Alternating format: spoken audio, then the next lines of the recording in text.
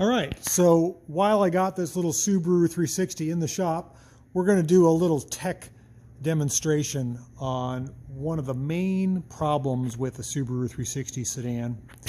And I know you guys think that's funny when I say sedan because it's a two-door coupe, but that's what the Japanese called it. That is the official name of the car. It's a sedan.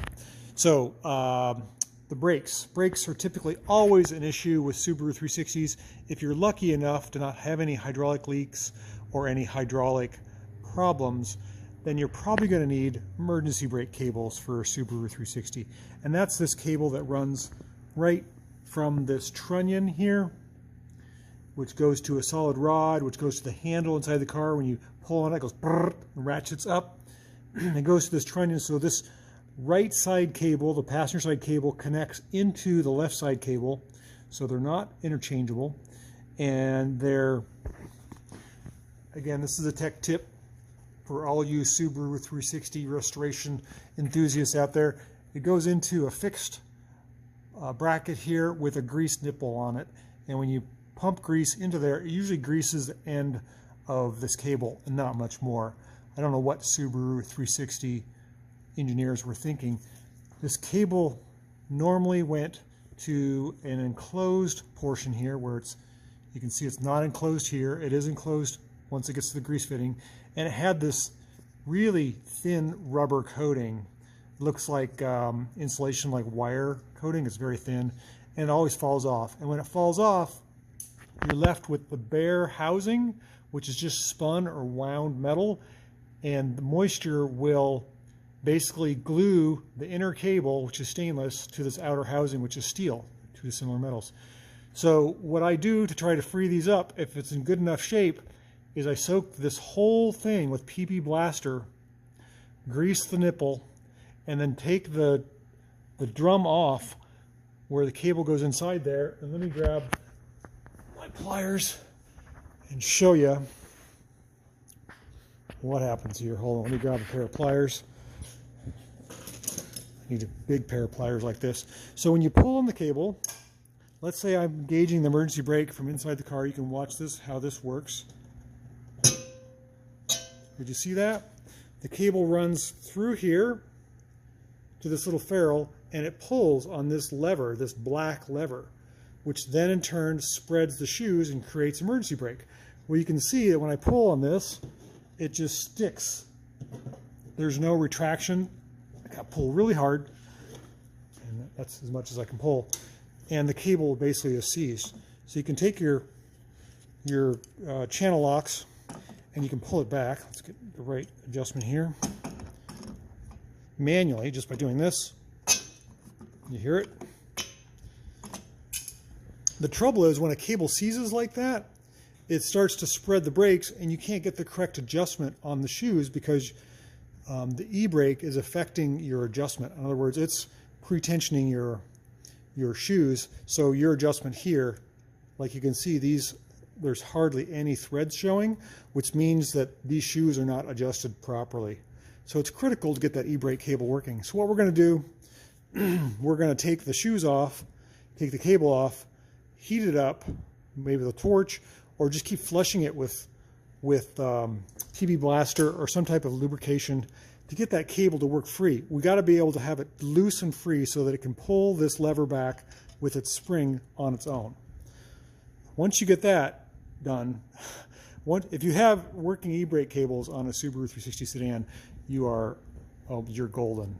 They are replaceable. You have to send them in to a place in California that makes motorcycle cables, and they will rebuild them for you, $200 or $250 a pop, and it takes a couple months.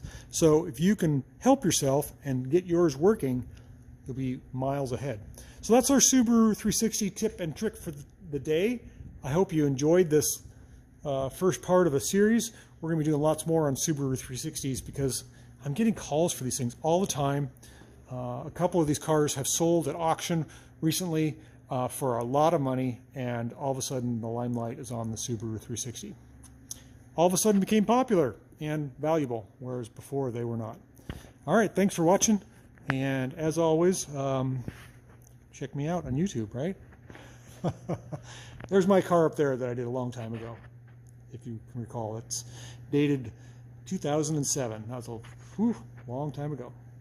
Okay, so after that shameless little plug, we're going to continue our shop tech tip on how to work on your Subaru 360. One thing that you may be stuck about, getting the drum off on the rear. They're a spline drum because it's rear wheel drive, and they typically seize between the aluminum drum and the steel axle. So what do? You take a big hammer and whack on your aluminum drum, possibly busting off one of your precious tabs? No, you need to use a puller. I just happen to have a factory Subaru 360 drum puller. Well, you can make one out of steel or maybe adapt a hub puller of some type. This big thing just goes on here, so slick, like that. Basically, it just rotates on behind the tabs equally, and you just spin this in, pressing on the center divot of the axle, and the drum just pops right off. It's like magic. We'll do it for you here. I've already had this drum off, so usually they're really, really seized. You can see it's coming off, and you want to be careful because it's, I got it loose there. You don't want to drop it. You don't want to drop it. That's exactly what you don't want to do. And you get it off, and that way you can work on your e-brake cables. This one here is coming out a little better. Let's see if I can. I've disconnected the trunnion here, and I can pull on it a little bit, and I'm starting to get some action. But I think I'm going to have to take the shoes off like I did on this side. Take a vice grip on the end of my e-brake cable, and probably one on the other side, and just keep working it back and forth until you get good action on your cables. So let's do that now. Okay, so we got our vice grips attached to each end of our e-brake cable. We've got plenty of penetrating oil soaking into our e-brake cable area, and we just want to pull back and forth. Pull it back and forth.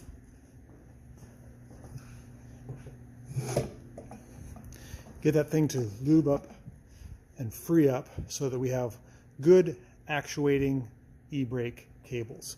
I think these are going to come around. They were really stuck. The other thing you want to do is you want to let these soak, the star wheel adjusters. These ones are seized as well. And you'll notice there's no dust boots on my wheel cylinder here. I got to see if I can find some. Fix this guy up. So that's what you do. You get to the point where you can easily move that cable. It retracts nice and easily, and you'll get your e-brake restored on your Subaru 360. And then installation is just reverse of disassembly. Go for it. Have fun. Make your Subaru 360 have an emergency brake. Thanks for watching.